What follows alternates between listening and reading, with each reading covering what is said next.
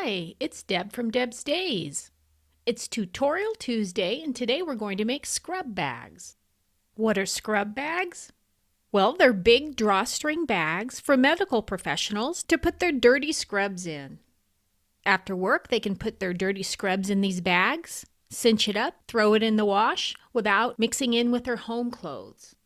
Making and donating these scrub bags for those on the front lines are just one way we at home can help support them with their work.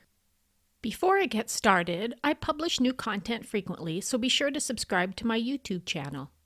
And check out the blog at debsdays.com. You'll find a section dedicated to free sewing and craft patterns and links to more sewing and crafting tutorials. All right, let's get this project started.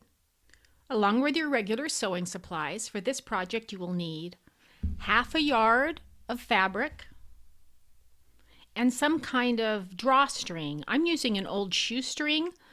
You can use twill tape. You could use some kind of cording. I wouldn't recommend a regular ribbon because these scrub bags will be washed multiple times and a ribbon won't necessarily hold up all that well that long.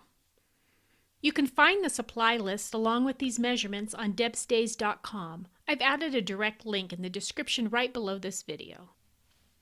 I've washed my fabric. It's dried and pressed. We're going to work with the longest end. It's a little hard to see on camera, but this is the long edge of the fabric. On the long edge, we're going to fold it over about 1/4 inch and press it. The thing about it, it doesn't have to be perfect. You can just kind of eye it and that'll be just fine. All right, I've gone ahead and pressed all the way down the long end, and like I said, I just eyed it. Doesn't have to be perfect. And I'm going to fold it over 1/4 inch again and iron it down a second time. So it's really folded over twice here. And as I do that, I'm going to go ahead and clip it. I like clips better than pins. And then continue to work your way down. Fold it over that one more time. Remember, this is the long side. Right, and I'm finished off to the end here. I'm going to flip this fabric all the way around, and I'm going to do the other long side on the other side. I'm going to do the same thing. I'm going to fold it under about 1/4 inch. I'm going to press it, and then I'm going to fold it over one more time, about 1/4 inch, and I'm going to press it. I'm going to go all the way down this long side. Right, when I have the whole side, both long sides pressed and clipped or pinned, now I'm going to take this to the machine and I'm going to stitch this down. I have both long sides of the fabric stitched down. So now we need to work with the top narrower piece. We're going to do something similar. We're going to fold it down about 1/4 inch. I guess if you want to do 1/8 inch, that would be okay. And then press it, fold it, press it, pin it or clip it, and then sew it in place. So same thing. All right, I've done the top as well now. So everything has been folded, pressed, and stitched. Before we make the bag, we need to make the casing now. Now this is where a ruler might come in handy because we're going to want to press this down maybe about 1 inch. So I'm going to do the same measurement on the other side of the fabric. Fold it down. All right, so this was a little over 1 inch. This one's maybe needs to go a little bit more. All right, now I'm going to take this to the machine and I'm going to stitch along the very outside edge, or I guess you'd call this the inside edge, to secure it all the way down. Right, that one is stitched and the other short side is stitched. So these are going to be our casings. We'll take care of those in a minute. But now we need to take this entire piece and face it right sides facing together. And we're going to match these top pieces here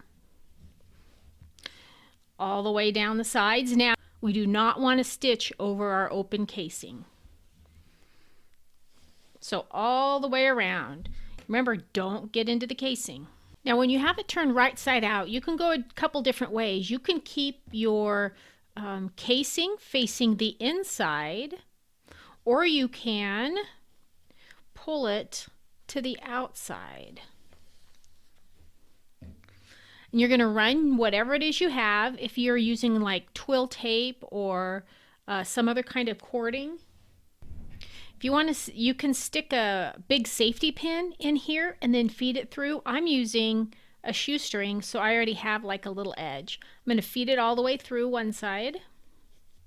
And then since I'm using a long shoestring, I'm just going to go ahead and feed it into the other side. If you had two pieces of your, whatever your string's going to be, you'll want to come out here, kind of hold on to it or clip it somewhere for a little bit, and then take your second piece and feed it through. But mine's just one, so I can just go right into the other casing.